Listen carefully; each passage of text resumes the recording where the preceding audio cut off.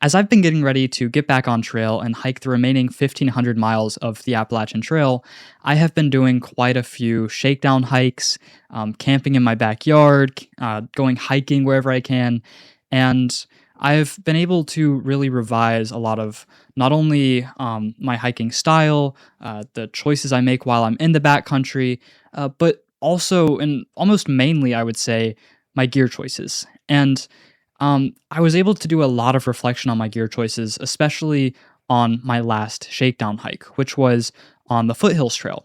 For anyone that's unfamiliar with the Foothills Trail, it is a 77-mile through hike that runs through North Carolina and South Carolina, mainly South Carolina, though.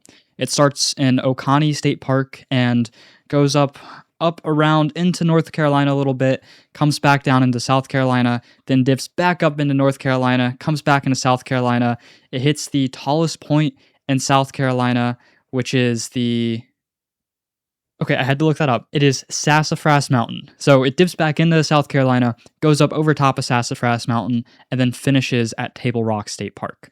And while I would love to discuss all of my adventures and how the through hike went in this video, I'm going to save that for the next video. What I want to talk about in this video is the gear choices that I found are going to work the best for me on the Appalachian Trail.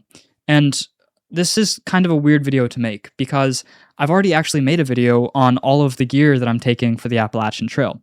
And while I'm still taking a majority of that gear, a lot of it's staying the same, I have actually had to change up a couple of things because I've realized that not all of that gear is going to work.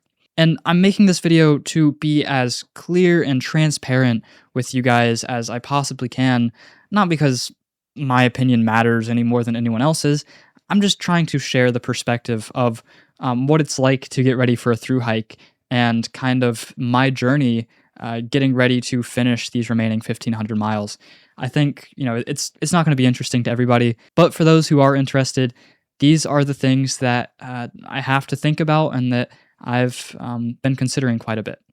So the biggest gear change that I've had to make is one that's rather disappointing for me because this is something that I've enjoyed quite a bit. And that is, at least for the first month that I'm on trail, I am not going to be able to use a tarp. Tarp camping is something that I've talked about quite a bit, not only for shaving weight, but also just because I enjoy it more. There are advantages like being easier to dry out a tarp after a heavy rain. Obviously, it's lighter weight. It's easier to pack down. It packs down much smaller in your backpack. And probably my favorite advantage of a tarp, which is you can set it up to have more room underneath of it whenever the conditions allow for it. But the problem is, I don't think the conditions are going to allow for it as much as it would make it worth it to actually carry a tarp. And what I mean by that is, by testing out my tarp in my backyard quite a bit recently, especially with a heavy snow that we had that came in, that was like 12 inches here in North Carolina, which is very rare. I was sleeping outside a couple different nights. One night it was pure snow. The other night it was like a mix of snow and sleet and ice. And, I was able to get sleep. I'm not going to say I didn't sleep well because I slept fine, right? But I noticed that when I would wake up to use the bathroom or, towards the morning or trying to fall asleep, it was difficult because I was getting what's called a snow load. So whereas normally you would have a lot of room with a tarp, if you get a snow load, it's going to compress a little bit and you're not going to have a lot of room. You're not going to be as protected from the snow, which that's a whole nother discussion. You can be protected from a tarp if you set it up right, but usually that means that you're going to have less space under the tarp. And if you already have less space, less headroom, and then you get a snow load on top of that, you're going to have very little space. And that's something that I was discovering quite a bit.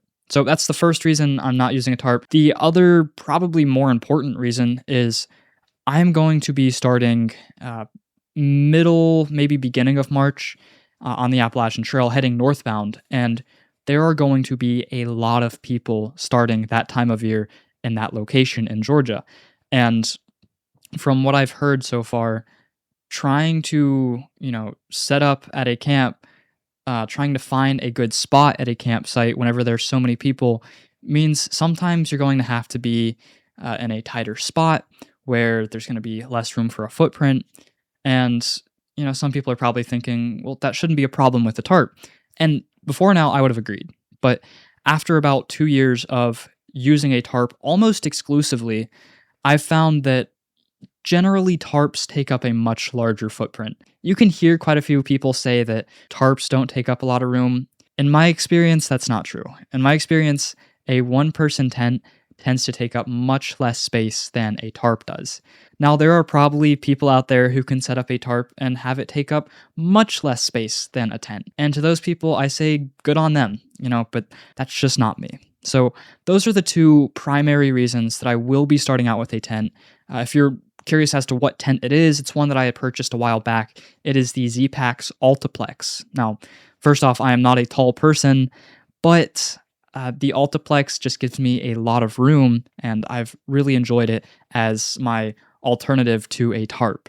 If I had to use a tent, that would be my go-to. It's the only tent that I own, but I'm happy to have that tent as opposed to any other tent at this point. So, yeah, I'm using a tent, and I want to take this opportunity to apologize to anyone who's taken advice from me as far as using a tarp in the winter and just committing to it, believing that it is the best thing for wintertime. To clarify, I think a tarp is an excellent choice for wintertime camping, and I don't want to discourage anybody from using a tarp in the wintertime. Once the crowd thins out a little bit and the weather warms up and I don't have to think about the cold rain and the cold snow, then I'll be switching back to a tarp because I really do enjoy them. But I just don't think it's going to be a great idea to start out with one.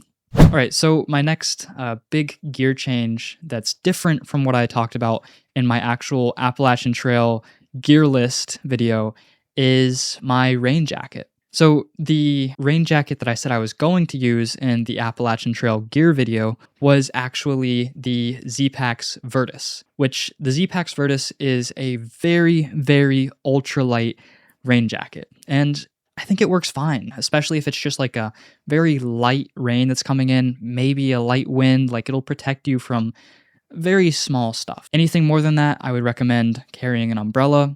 That's just my opinion. It doesn't apply to everybody, but I do really enjoy combining a lightweight rain jacket with an umbrella. So why am I switching up the rain jacket? Well, there's a couple reasons. One is I own what I would consider a nicer rain jacket for the conditions I'm going to be facing, which could involve, as I said, a little bit of snow and, cold rain. And usually my go-to solution for, cold weather and rain is just carry an umbrella, like I said before. The problem is an umbrella is not going to protect you from all of the wind that you would have coming in, and it's not going to protect you from sideways rain or sideways snow, which testing out the past few weeks when I've had snow come in, it's not always just coming in straight down. It also comes in from the side. So I've found that having a heavier rain jacket that is warmer and protects better from wind and protects more from snow before it wets out eventually is just worth it. It's something that I can wear for more hours during the day to stay warm, and I haven't had any problems with it. Yes, it's heavier, but that's not something that really concerns me at this point. Now, as to which rain jacket I'm actually switching to, it is the Patagonia Torrent Shell. I was able to find this on eBay for like half the price that it retails for, which is something that I would recommend doing for pretty much anybody, unless you just have the money to spend. Check eBay for all of this gear before you go out and buy it and pay retail price.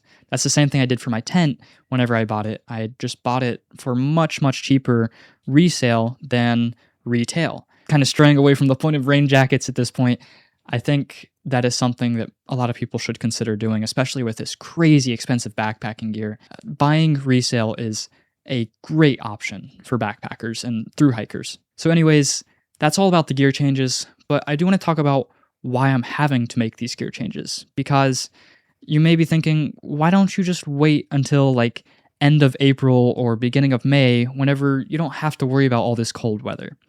And the answer to that concern would be, well, I don't have the time to do so. I have to get back to school because I am committed to go back to school in the fall of this year, and I just don't want to push off starting the rest of my trip too late into the year and risk getting back too late to actually get back to school.